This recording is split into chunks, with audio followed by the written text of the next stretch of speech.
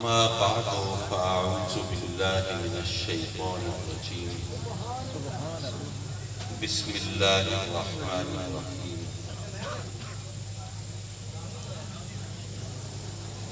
ولو أنهم إذ ظلموا أنفسهم جاءوك فاستغفروا الله واستغفر لهم الرسول لوجدوا الله توابا رحيما صدق الله مولانا العلي العظيم وصدق رسوله النبي الأمين ونحن على ذلك لمن الشاهدين والشاكرين والحمد لله رب العالمين ذی وقار و ذی احتشام علماء سنت مہمانان گرامی اور مکرم و معزز حاضرین محفل، یقیناً ہماری سعادتوں کی معراج ہے، خوش بختی کی علامت ہے کہ رب کائنات نے ہمیں اس مبارک اور نورانی محفل میں حاضری کی سعادت بخشی ہے۔ انسان کا ذہن ہے اگر مگر سوال جواب چوں چرا کے چکر میں رہتا ہے۔ میں آ رہا تھا اس محفل میں، دوستوں نے کہا کہ جی آپ کہاں جا رہے ہیں؟ میں نے کہا جی محفل میلاد میں آقا کریم صلی اللہ علیہ وسلم کی ولادت باسعادت کا جشن منایا جا رہا ہے، اس میں جا رہا ہے۔ لوگ کہنے لگے کہ جی آپ بھی عجیب لوگ ہیں، ادھر آسمان سے پانی برس رہا ہے، ادھر سے سیلاب کے ریلے آ رہے ہیں، ادھر سے تباہی مچی ہوئی ہے، لوگ غمگین ہیں، گھر بہہ رہے ہیں، جانیں ضائع ہو رہی ہیں، لوگوں کو ان کے لیے رنج و اندوہ کی کیفیت ہے، اور آپ جشن منا رہے ہیں۔ میں نے کہا کہ دراصل بات یہ ہے کہ آقا کریم صلی اللہ علیہ وسلم کی ولادت باسعادت کا اگر غم کی کیفیت میں جشن منایا جائے تو غم ہلکا ہو جاتا ہے، اور خوشی کی کیفیت میں منایا جائے تو خوشی دوبالا ہو جاتا ہے۔ تو یہ تو دراصل اپنے اپنے جذبات کی بات ہے۔ اور ویسے بھی آپ سوچئے، آپ نے وہ مشہور واقعہ سنا ہوگا، مولائے کائنات سیدنا علی مرتضیٰ کرم اللہ تعالی وجہہ الکریم، آپ کے ٹانگ میں تیر لگتا ہے اور درد کی کیفیت ایسی ہے کہ وہ تیر نکالیں تو وہ درد برداشت کرنا مشکل، لوگ ٹھہر جاتے ہیں، آپ نماز کے لیے کھڑے ہوتے ہیں، نماز کے عالم میں وہ تیر نکالا جاتا ہے، آپ کو پتہ بھی نہیں چلتا۔ تو یارو، جب مولائے کائنات علی مرتضیٰ اپنے رب کی بارگاہ میں حاضر ہوں اور اس کے اپنے رب کے حسن کی کرنوں میں ان کی نگاہیں الجھی ہوں تو ان کو کسی رنج و الم کا پتہ نہیں چلتا، تکلیف کا احساس نہیں ہوتا۔ تو حضرات مکرم، اگر ہم واقعی آقا کریم سے محبت کے دعوے میں سچے ہیں تو جب سرکار کی ولادت کا جشن منائیں گے تو اس وقت کون سی تکلیف ہمارے لیے دکھ کا سبب ہو؟ بات تو محبت کی ہے اور محبت کی شدت کی ہے۔ اور ویسے بھی ایک اور انداز سے بھی عرض کروں، بھائی مہربانی کریں مجھے بولنے دیجیے، بہت شکریہ۔ حضرات مکرم، بات کرنے اور سننے کے اپنے انداز ہوتے ہیں، اپنے زاویے ہوتے ہیں۔ دیکھیے، ہم لوگ، میرا خیال ہے کہ اس مجمع میں زیادہ تر لوگ وہ ہوں گے جو سرکار کی محبت سے سرشار اور اہل سنت، پیروں فقیروں کو ماننے والے ہیں۔ کچھ وہ لوگ ہیں جو پیروں فقیروں کو نہیں مانتے، ہر ایک کا اپنا عقیدہ ہے۔ میں کسی کو الزام نہیں دے رہا، کیونکہ میں یہاں نفرتیں پھیلانے نہیں آیا، میں محبتیں بانٹنے آیا ہوں۔ اچھا، جو پیروں فقیروں کو نہیں مانتے وہ بعض اوقات اعتراض کرتے ہیں، مثلا جو پیروں فقیروں کو ماننے والا ہے گیا تھا، ہاں بھائی کہاں گئے تھے؟ جی میں گیا تھا اپنے مرشد کی خدمت میں، میں ذرا بیمار تھا، میں نے کہا میں دعا کرا دوں اللہ مجھے صحت دے۔ اچھا، آپ کے دعا سے آپ کو صحت مل سکتی ہے؟ تو ہم نے اس اخبار میں پڑھا تھا وہ خود بیمار ہوئے تھے تو ہسپتال میں داخل ہوئے تھے، ڈاکٹروں کے پاس گئے تھے۔ تو اگر ان کی دعا سے آپ کو صحت مل سکتی ہے تو اللہ سے اپنے لیے صحت کیوں نہیں مانگنا؟ اب ایک اچھا بھلا پڑھا لکھا آدمی وہ بھی بیچارہ اگر مگر کے چکر میں پھنس جاتا ہے، جواب کیا دے؟ اسی طرح کسی سے پوچھا جی کہاں گئے تھے؟ جی میں نے نیا کاروبار شروع کیا ہے، میں مرشد کی خدمت میں گیا تھا، دعا کراؤں اللہ کاروبار میں برکت دے۔ اچھا، تو آپ کے خیال میں اگر آپ کے مرشد کی دعا سے آپ کی روزی میں برکت مل سکتی ہے تو ہم نے سنا ہے کہ آپ کے مرشد کا اپنا گزارا تو مریدوں کے نذرانوں پہ ہوتا ہے، تو اگر ان کی دعا سے آپ کو یہ سب کچھ مل سکتا ہے تو اپنے لیے اللہ سے کیوں نہیں لے لیں؟ اب ظاہر ہے کہ یہ بات ایسی ہوتی ہے کہ مشکل ہو جاتا ہے لوگوں کو بات کرنا، لیکن حضرت بابا بلے شاہ نے کیا خوبصورت جواب دیا ہے۔ اللہ والوں کا یہ کمال ہوتا ہے، اتنے مشکل سوالوں کے جواب اتنی آسانی سے دے دیتے ہیں کہ عقل ششدر رہ جاتی ہے۔ پنجابی کا مصرع ہے، میں لب و لہجے میں قدرت نہیں رکھتا لیکن وہ دہرا دیتا ہوں، فرماتے ہیں جدو ماہی میرے دکھتے راضی، میں سکنو چولہے پاؤں۔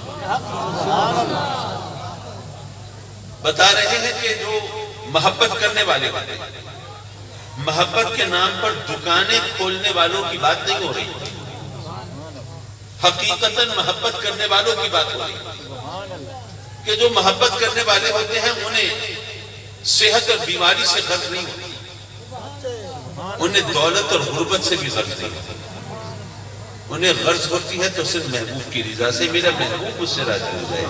سبحان اللہ، سبحان اللہ۔ وہ کہتے ہیں میرا محبوب اگر مجھے غربت میں دیکھ کے راضی ہے مجھے دولت کا کیا کرنا ہے، میرا محبوب اگر مجھے بیماری میں دیکھ کے راضی ہے مجھے صحت کا کیا کرنا ہے، اور میرا محبوب اگر مجھے جھونپڑوں میں دیکھ کے راضی ہے مجھے شاہی محلات کا کیا کرنا ہے، اور میرا محبوب اگر مجھے پھٹے پرانے چیفروں میں دیکھ کے راضی ہے مجھے پوشاکی شاہی کا کیا کرنا ہے، اور میرا ماہی میرا رب اگر مجھے ننگے سر ننگے پاؤں دیکھ کے راضی ہے مجھے تاج شاہی کا کیا کرنا ہے، جدو ماہی میرے دکھتے راضی میں سکنو چولہے پاؤں۔ تو جو محبت کرنے والے ہوتے ہیں انہیں بس اپنے محبوب کی رضا سے غرض ہوتی ہے، محبوب راضی ہو جائے۔ اب یہاں پر میں ذرا ایک بات اور بھی عرض کرتا چلوں، ہم اہل سنت کے اندر یہ بڑا مسئلہ ہے، ماشاءاللہ جشن میلاد بھی منایا جا رہا ہے، محفل نعت بھی سجائی جا رہی ہے، لنگر بھی چلائے جا رہے ہیں، جلسے بھی ہیں، جلوس بھی ہیں، جھنڈیاں بھی لڑی ہیں، چراغاں بھی، سب کچھ ہے، لیکن اگر یہ پوچھ لیا جائے کہ بھائی آپ آقا کریم سے محبت میں سرشار ہو کر یہ سب کر رہے ہیں تو ظاہر ہے کہ محبت کا پہلا تقاضا یہ ہے کہ محبوب کو راضی کیا جائے، جدو ماہی میرے دکھتے راضی میں سکنو چولہے پاواں۔ تو یہ بتاؤ کہ کیا تمہیں پتا ہے کہ نماز چھوڑنے سے آقا کریم راضی ہوں گے یا پڑھنے سے راضی ہوں گے؟ اگر تم حلال پہ گزارا کرو تو راضی ہوں گے یا حرام کی طرف ہاتھ بڑھاؤ تو راضی ہوں گے؟ لیکن ہم میں سے کتنے لوگ ہیں کسی کی رقم دوالی ہے، زمین ہتھیالی ہے، عورت بغالی ہے، اور پھر کہتے ہیں نہیں میلاد کی 10 دیں گے نہ مسئلہ حل ہو جائے گا۔ یہ حساب کتاب اس طرح برابر نہیں ہوتے۔ پہلی بات تو یہ ہے کہ پھر کس کو بے وقوف بناتے ہو؟ جس سے محبت ہے اگر ان کو راضی کرنے کی کوشش نہیں تو بے وقوف کس کو بنا رہے ہو؟ میں مانتا ہوں یہ محافل، یہ جشن، یہ چراغاں، یہ لنگر، یہ جھنڈے، یہ جھنڈیاں، یہ جلسے، یہ جلوس، یہ سرکار سے محبت کی نشانیاں ہیں، میں مانتا ہوں، لیکن یاد رکھو یہ سرکار سے محبت کی نشانیاں ہیں، حقیقت نہیں ہے۔ حقیقت اور نشانی میں فرق ہوتا ہے، ذرا سمجھاتا چلوں آپ کو وہ فرق۔ سبحان اللہ، سبحان اللہ۔ دیکھیے فرض کیجئے میں نے آپ سے کہا کہ ذرا میرے ڈرائیور کو بلا دیجیے. آپ نے کہا کہ ڈرائیور کو کیسے پہچانیں گے؟ میں نے کہا کہ اس کو بڑا شوق ہے مونچھیں رکھنے کا، بڑی بڑی مونچھیں رکھی ہوگی، اس نے کالا کوٹ پہنا ہوا ہے، بڑا سا پگڑ باندھا ہوگا، گاڑی کے پاس کھڑا ہوگا، بلانا ہے. آپ گئے، آپ ڈھونڈتے رہے، تلاش کرتے رہے، نظریں دوڑاتے رہے، لیکن ایسا کوئی بندہ آپ کو نظر نہیں آیا. مجھے آپ نے کہا کہ یہ ڈرائیور تو نہیں ہے. میں حیران پریشان، ابھی تو کہاں چلا گیا؟ اچھا میں خود دیکھتا ہوں. میں گیا تو دیکھا تو وہ تو گاڑی کے پاس ہی کھڑا تھا. میں اسے لے آیا. چکر یہ چل گیا تھا کہ یہاں آیا تو اس کو گرمی لگ رہی تھی، جو کوٹ اتار کے اور پگڑ اتار کے اس نے گاڑی میں رکھ دی. کوئی الٹی سیدھی چیز اس نے کھا لی، اس کو کوئی شدید قسم کی الرجی ہو گئی، اس کو مجبوراً اپنے دل پہ پتھر کی سل رکھ کے مونچھوں کی قربانی دینی پڑ گئی، مونچھیں صاف کرانی پڑ گئی. آپ مونچھیں پگڑ اور کوٹ ڈھونڈ رہے تھے، وہ تو آپ کو ملے نہیں. میں ڈرائیور کو پہچانتا تھا، میں بلا لایا. آپ نشانیوں کے چکر میں تھے، میں حقیقت کو جانتا تھا. سبحان اللہ. نشانی اور حقیقت میں فرق ہوتا ہے. اللہ اکبر. یا رسول اللہ.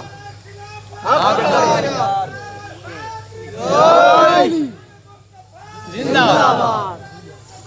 زندہ باد. یارو یہ جلسے، یہ جلوس، یہ چراغاں، یہ لنگر، یہ جھنڈے، یہ جھنڈیاں، یہ تمام چیزیں سرکار سے محبت کی نشانیاں ہیں، حقیقت نہیں.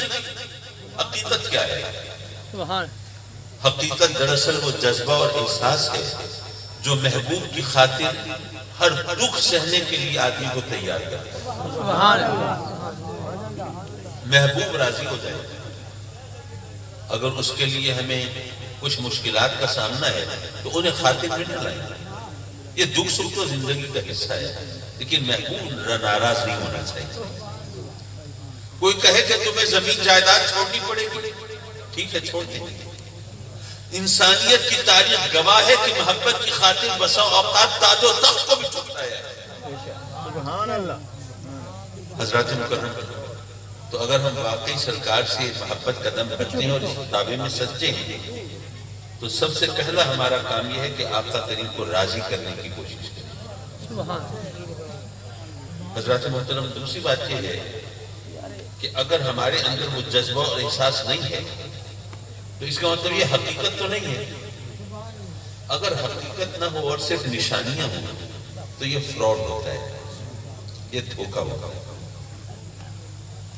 میں مثال تو نہیں دیتا، صرف سمجھانے کی کوشش کرتا ہوں کہ دیکھیے فرض کیجئے آپ کو موبائل کا کوئی خاص فون خریدنے کا شوق ہوا، آپ نے پائی جوڑی پیسہ جمع کیا، کچھ قرض ادھار اٹھایا، اتنے پیسے بن گئے کہ آپ نے سوچا کہ بھئی اب یہ چلیے یہ موبائل کی مثالیں دیہات کے لوگوں کو شاید مشکل سے سمجھ میں آئیں. میں اپنا ایک چھوٹا سا واقعہ سنا دیتا ہوں، اس سے مسئلہ حل ہو جائے گا. غالباً یہ اس وقت کی بات ہے جب ہم اسکول میں میٹرک میں پڑھتے تھے تو ہمارا ایک کلاس فیلو جس کا تعلق تھا دیہات سے. دیہات میں شادیاں ذرا جلدی ہو جاتی ہیں، اب شاید نہ بھی ہوتی ہو، اس وقت زیادہ جلدی ہو جاتی ہے. تو ہمارا وہ جو دیہات میں رہتا تھا ہمارا ہم جماعت، تو اس کی شادی کا کارڈ ملا.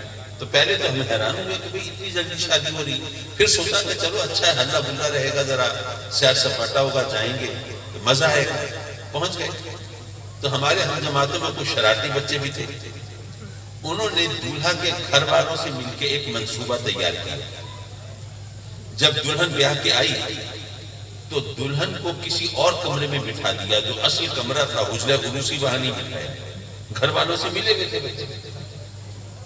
اب وہ جو شرارتی لڑکے تھے ان میں سے ایک لڑکا وہ گھر سے ایک سرخ دوپٹہ گوٹا کناری لگا ہوا تیار کر کے وہ لے کے آئے ہوئے. اب دلہن کو کسی اور کمرے میں بٹھا دیا اور وہ لڑکا وہ دوپٹہ اوڑھ کے وہ جا کے حجرہ عروسی میں بیٹھ گیا.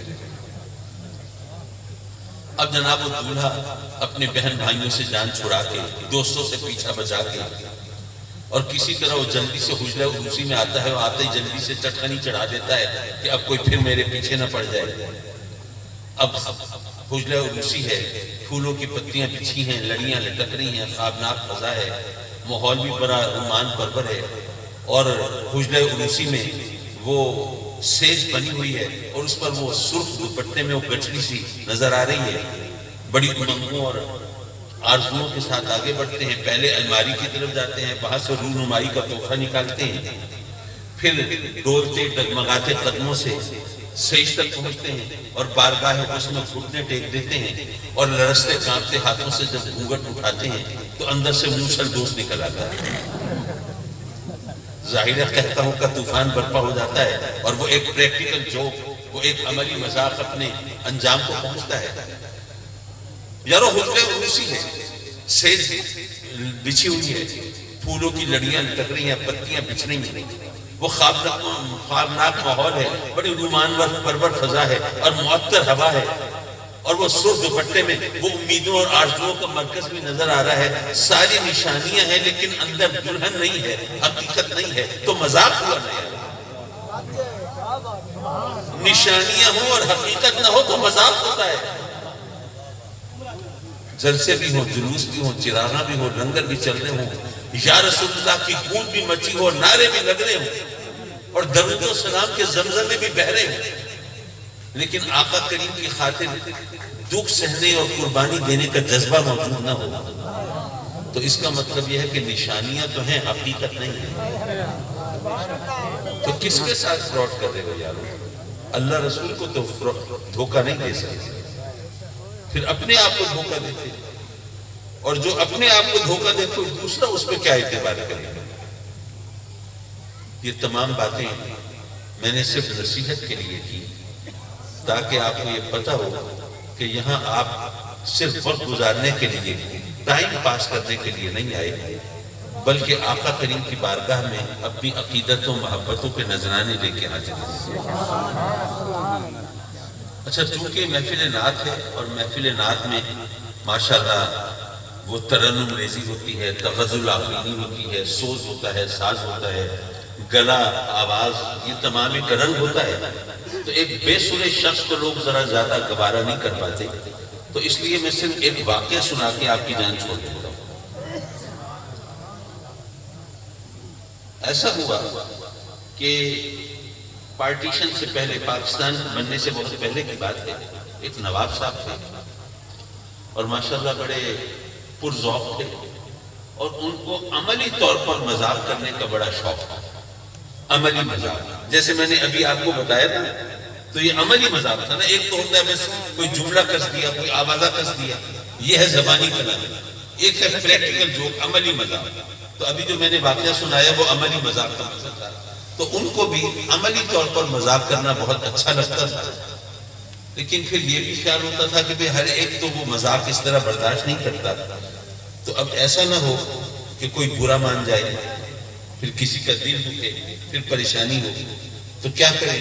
تو انہوں نے ایسا کیا کہ اپنا ایک خادم نوکری پہ رکھ لیا کہ بھئی وہ ظاہر ہے وہ خادم ہے, نوکر ہے, اس سے کوئی عملی مذاق کریں گے تو وہ برا نہیں مانے گا, بیچارہ برداشت کرے گا, اس کو تو تنخواہ مل رہی ہے.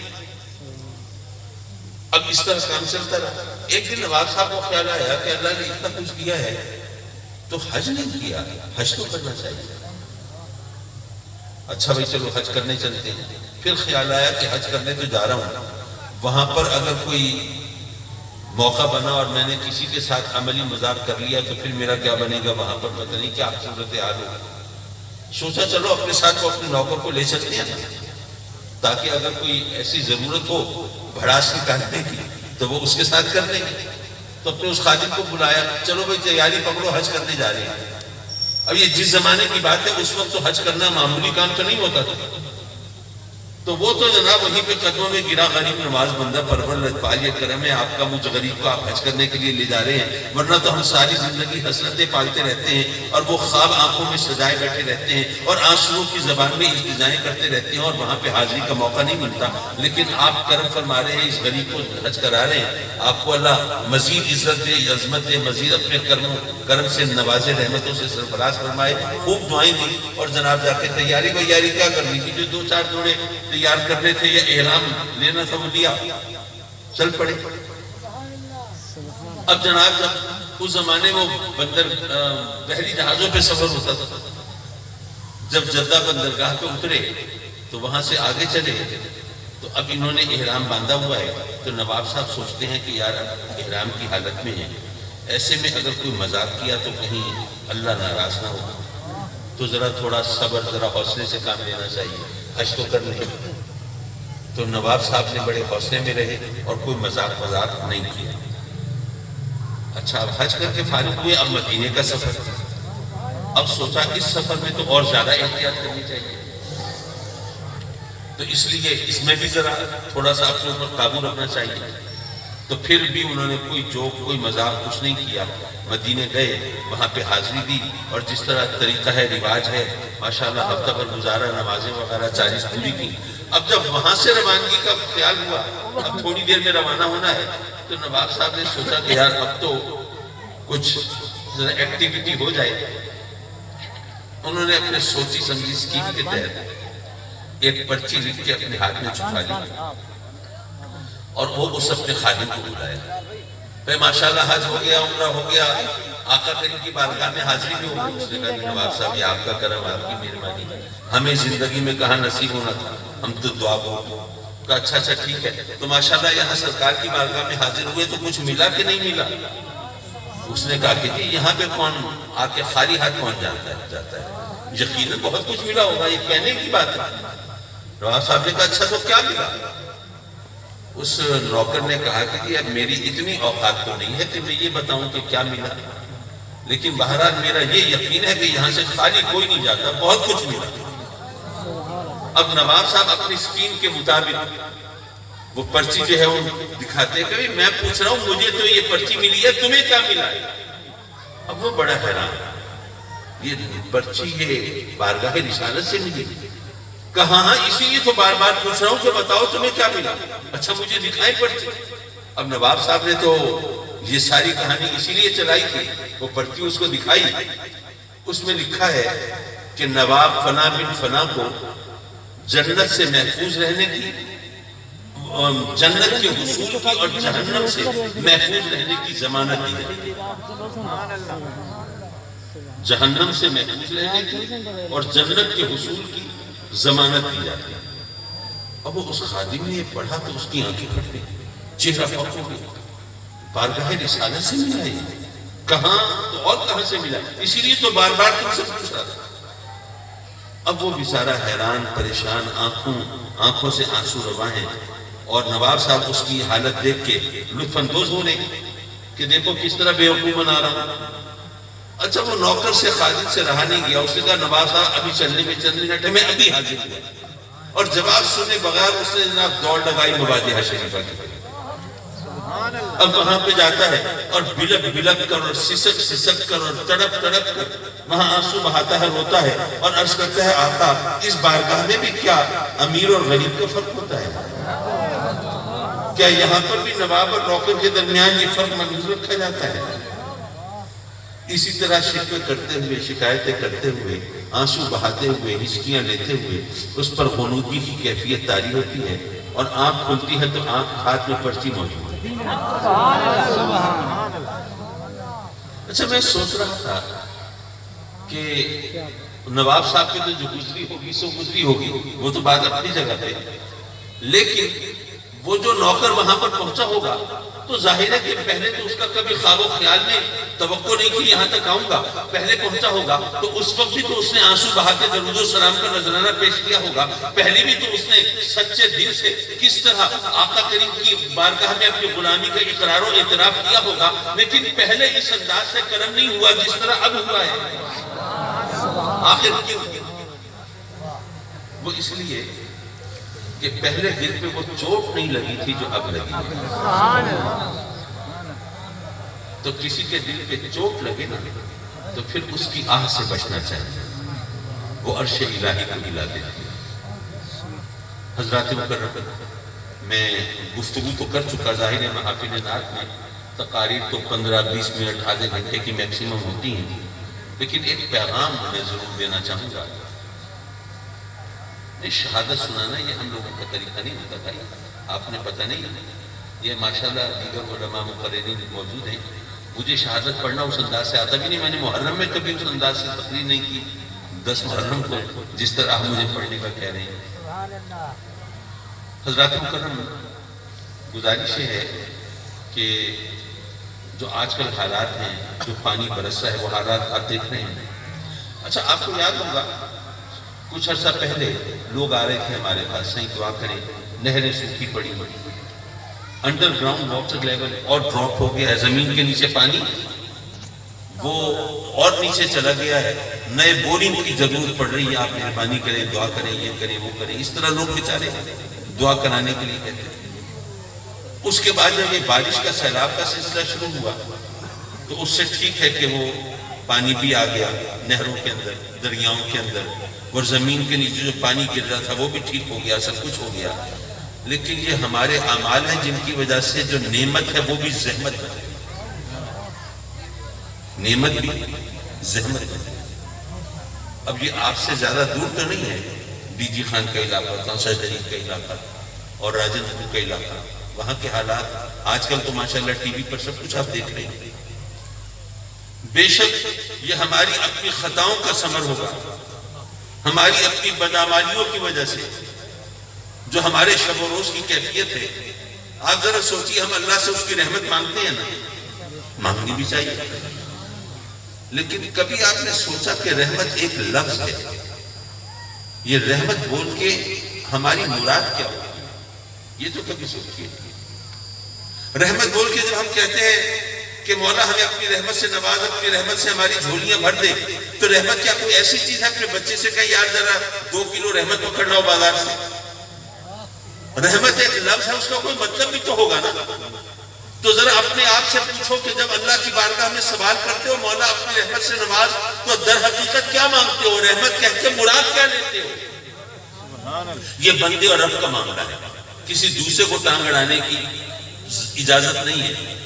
لیکن آپ اپنے آپ سے پوچھیں، جب آپ رب سے رحمت مانگتے ہیں آپ کے ذہن میں کیا ہوتا ہے؟ میں اللہ والوں کی بات نہیں کرتا، اس سے لو لگانے والوں، پینگے بڑھانے والوں کی بات نہیں کرتا، میں اپنے جیسے گناہگاروں کی بات کرتا ہوں کہ جب ہم اللہ سے رحمت مانگتے ہیں تو مال مانگتے ہیں، دولت، زمین، جائیداد، صحت،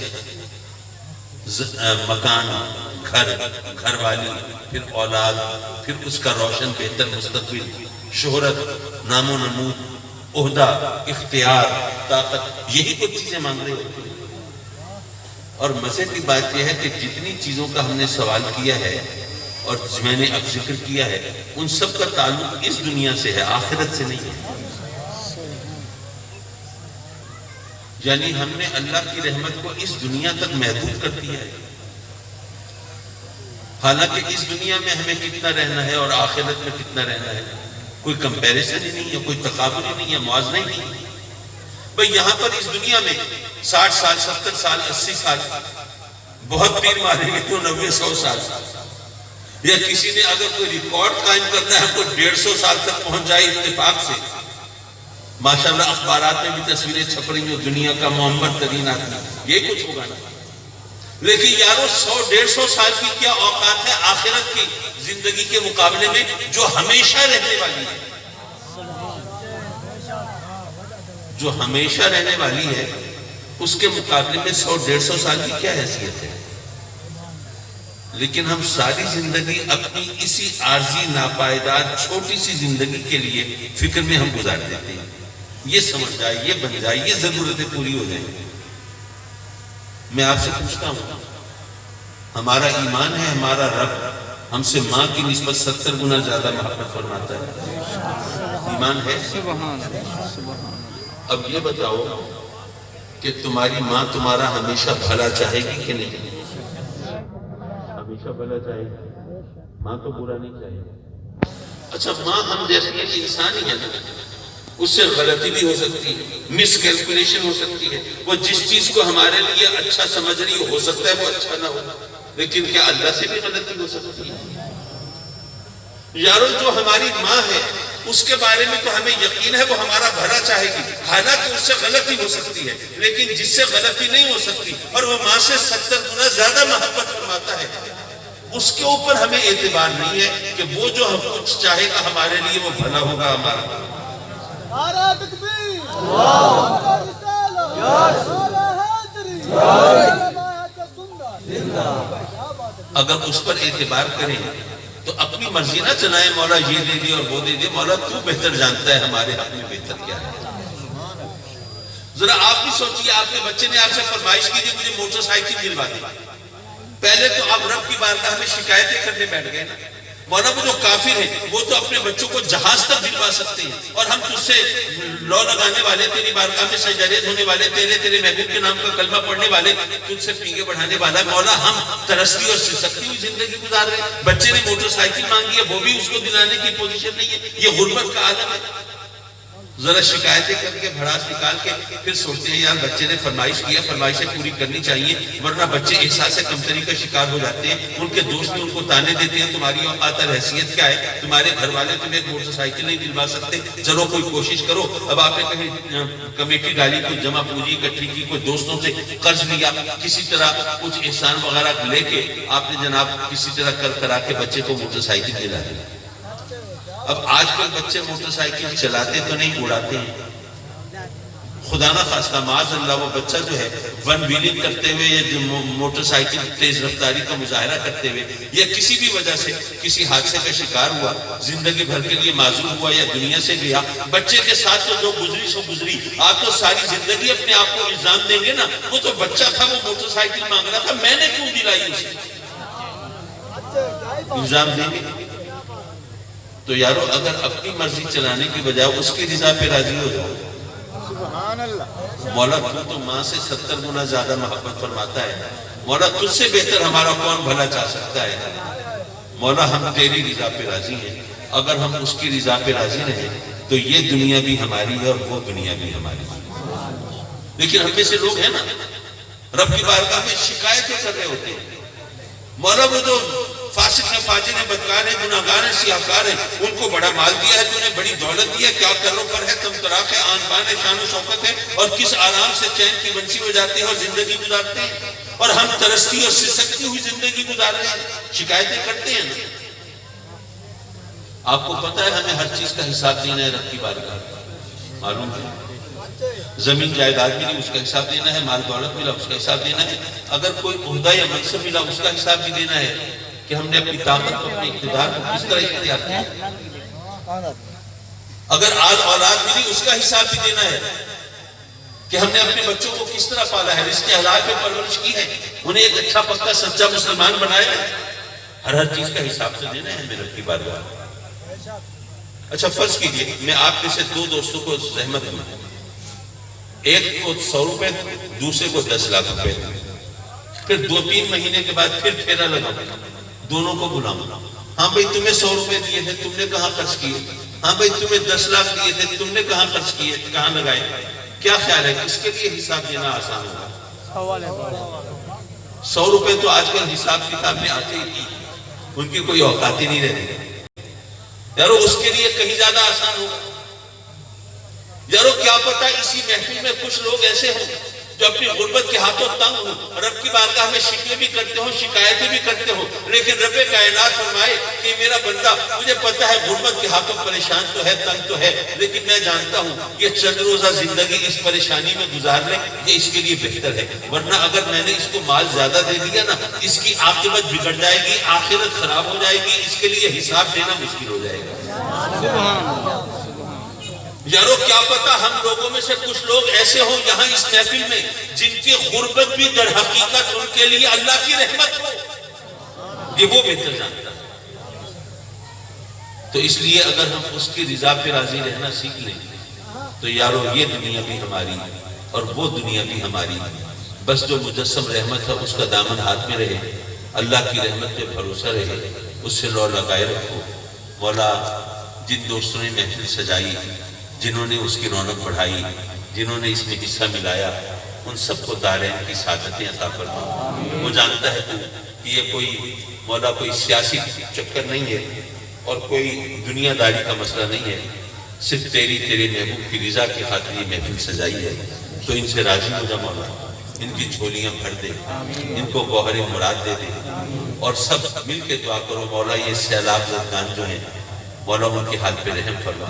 ہم تو یہاں چین کی بنسی بجا رہے ہیں, ہمارے لیے تو کوئی مسئلہ نہیں. ذرا ان کا سوچئے جن کے گھر بہ رہے ہیں, عالم یہ ہے کہ ان کے پاس راشن پہنچاؤ تو ان کے پاس کوئی خشک جگہ نہیں ہے کہ جہاں پر وہ روٹی پکا سکے. یہ عالم ہے ان لوگوں. تو اللہ تبارک و تعالیٰ ان کی بھی مدد فرمائے اور ہمیں بھی توفیق دے، ہم بھی ان کے زخموں پہ مرہم رکھ سکیں، ان کا دکھ درد بانٹ سکیں. جانوروں کے اندر بیماری، اب سارا سال بندہ وہ جانور پالتا ہے کہ بڑی عید پہ جا کے یہ بیچے گا، سال بھر کی روزی کا انتظام ہو جائے گا. اور ہمارا عالم یہ کہ اسی میں یعنی یہ موقع بھی گیا اور جانوروں میں بیماری آ گئی. نفع کمانا تو دور کی بات ہے، جو اپنا مال تھا وہ بھی ہاتھ سے گیا. مولا بے شک یہ ہماری خطاؤں کی وجہ سے ہے، لغزشوں کی وجہ سے ہے، پر مولا ہمارے گناہ جتنے بھی ہیں تیری شان رحمت کے مقابلے میں تو کچھ بھی نہیں ہے. تو مولا تجھے تیری شان رحمت کا واسطہ ہے، اور وہ ہستی، وہ مجسم رحمت جس کا تو نے ہمیں امتی بنایا ہے، مولا ان کی عظمت و شان کا واسطہ ہے.